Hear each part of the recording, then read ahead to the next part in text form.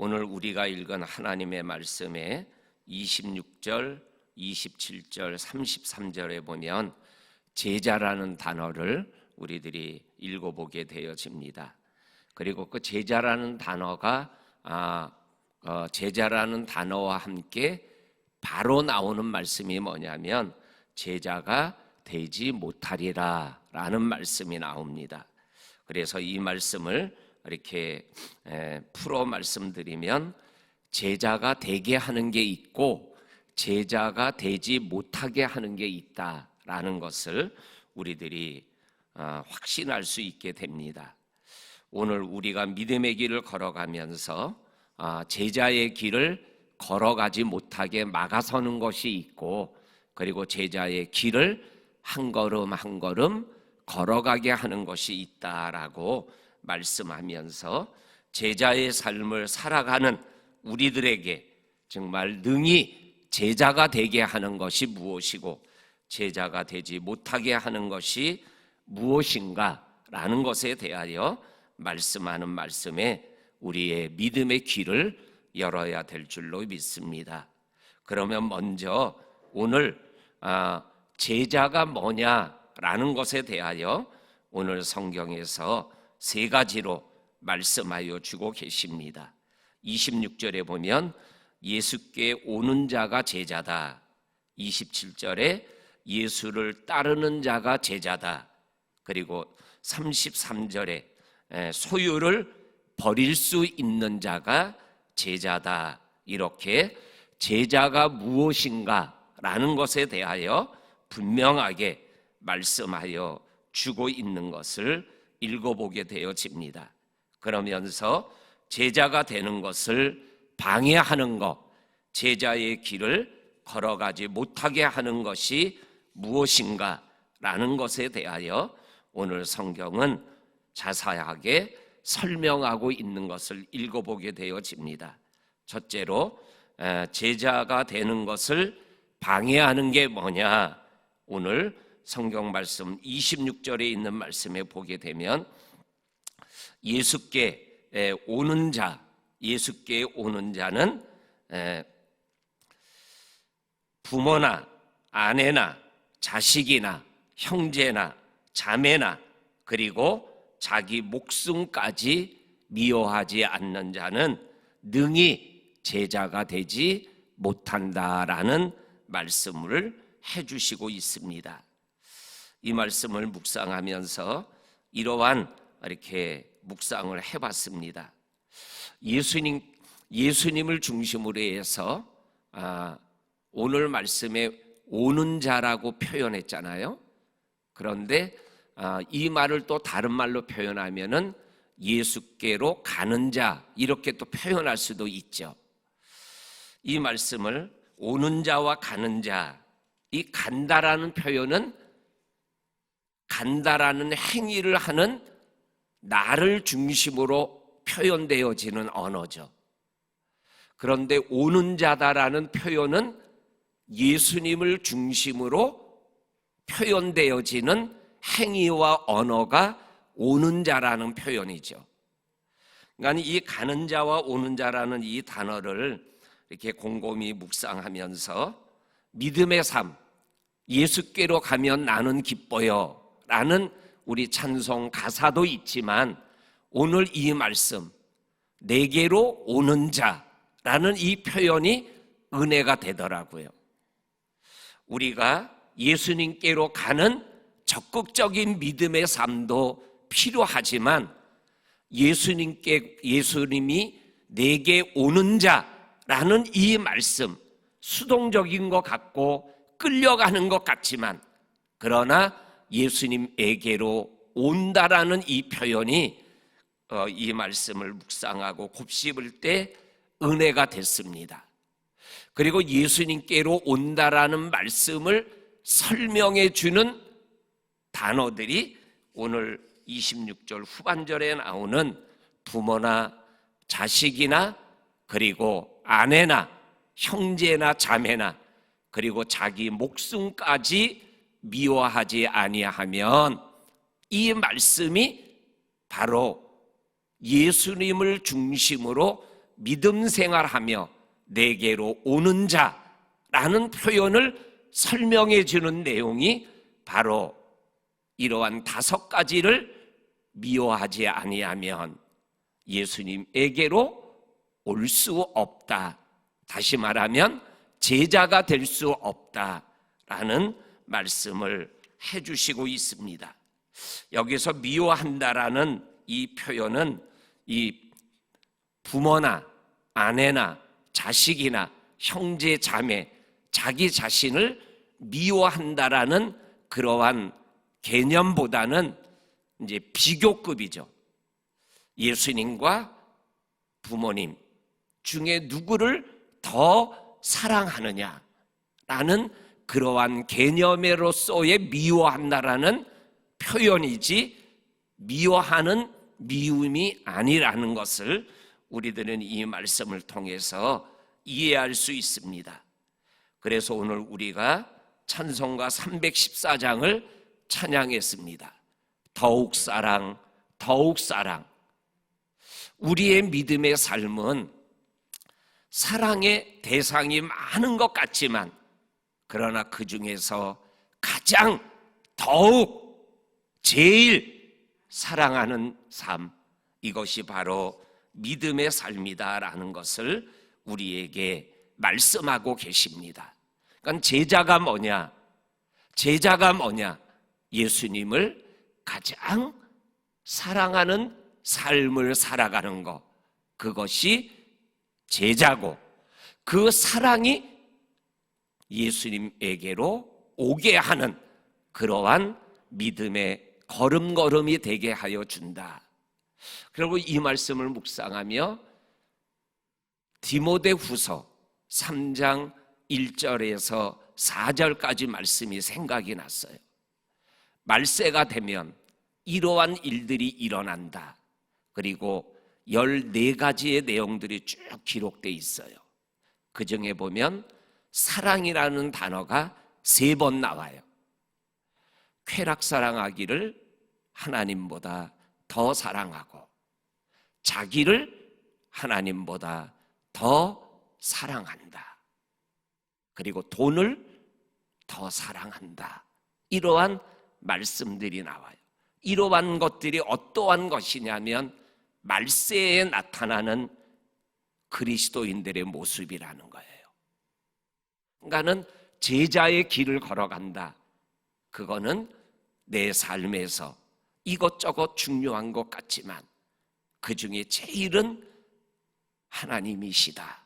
이 마음이 우리로 하여금 제자의 삶을 살아가게 하는 거고, 그 마음이 잦아들고 없어지면 능히 제자가 되지 못한다라는 거죠.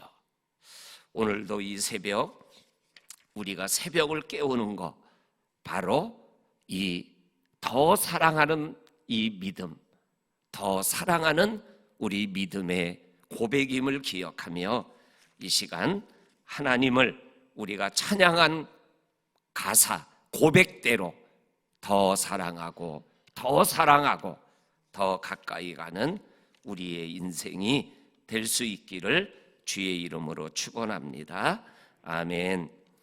그리고 두 번째로 예수님의 제자가 이렇게 되지 못하게 하는 요소, 27절에 십자가를 지지 않고 주님을 따르는 자는 능히 제자가 되지 못한다. 이 말씀을 이렇게 묵상하며 큐티 책에 그리고 오늘 설교 원고에 이렇게 써놨습니다. 십자가가 있느냐 없느냐가 제자를 결정하는 요소가 아니에요.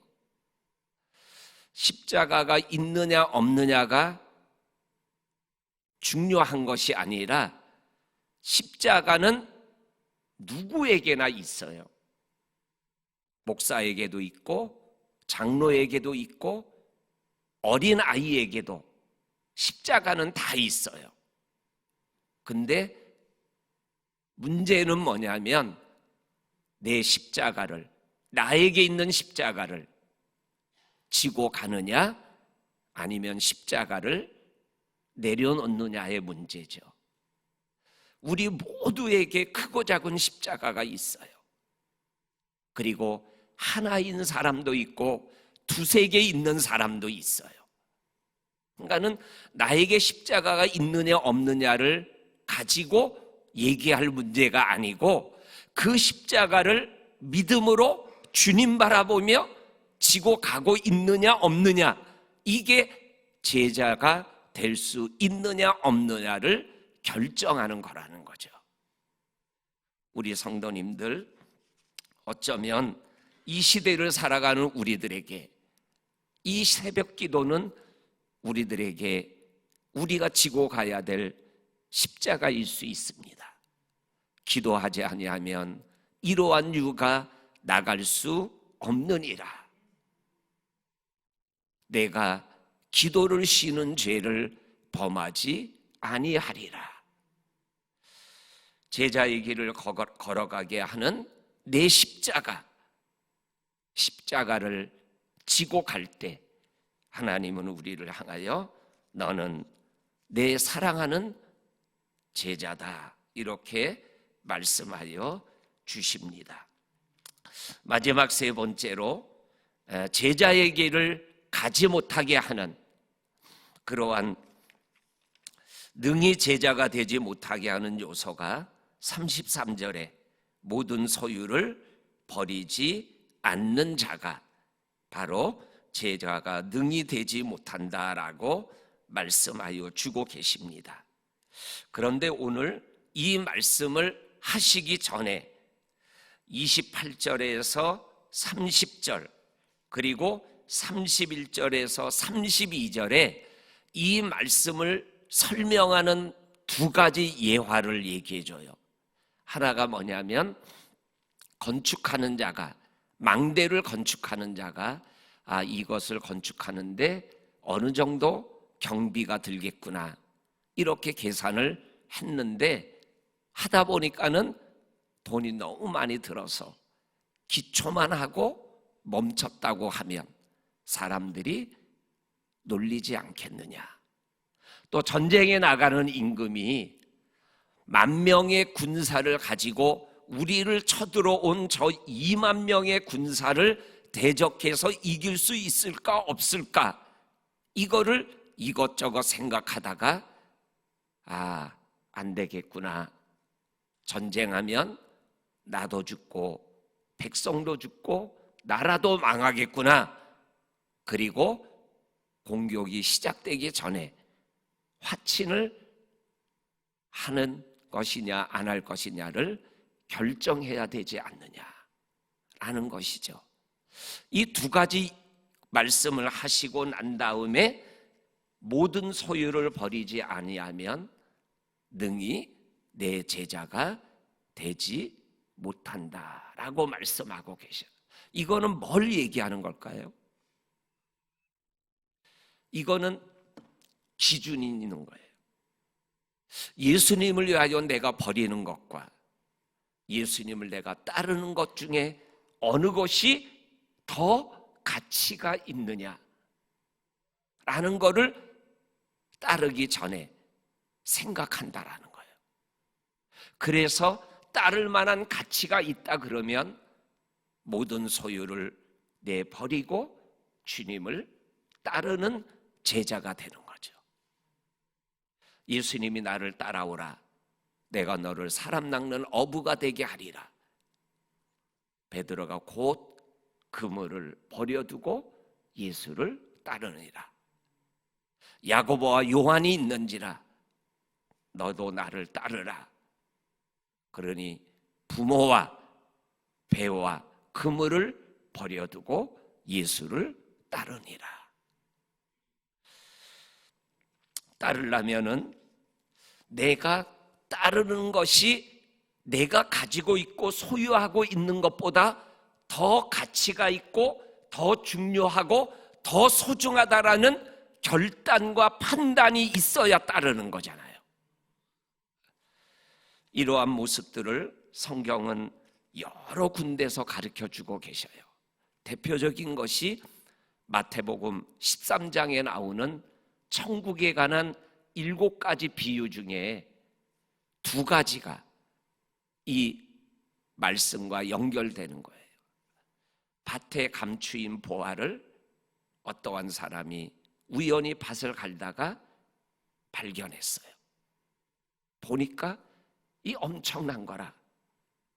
그러니까 그거를 다시 밭에 이렇게 잘 이렇게 그거 하고 집에 가서 성경을 읽어보니까 모든 소유를 팔아 그 밭을 샀다 그랬어요. 그 보석을 보니까는 이거는 내가 가지고 있는 것을 다 팔아서라도 이 보석은 내가 사야 돼. 근데 소문나면 안 되니까는 잘하고 밭을 사는 거예요. 왜? 그 밭 때문에 사는 게 아니라 그 밭에 감추어진 보화 때문에, 보석 때문에. 또 하나가 뭐가 나와요? 진주 장사가 진주를 구하러 다니다가 귀한 진주를 발견했어요. 이 진주 장사가 자기가 가지고 있는 모든 소유를 팔아서 그 진주를 샀다 그랬어요. 우리가 인생을 살아가며 하나님과 세상을 저울질할 때가 있어요.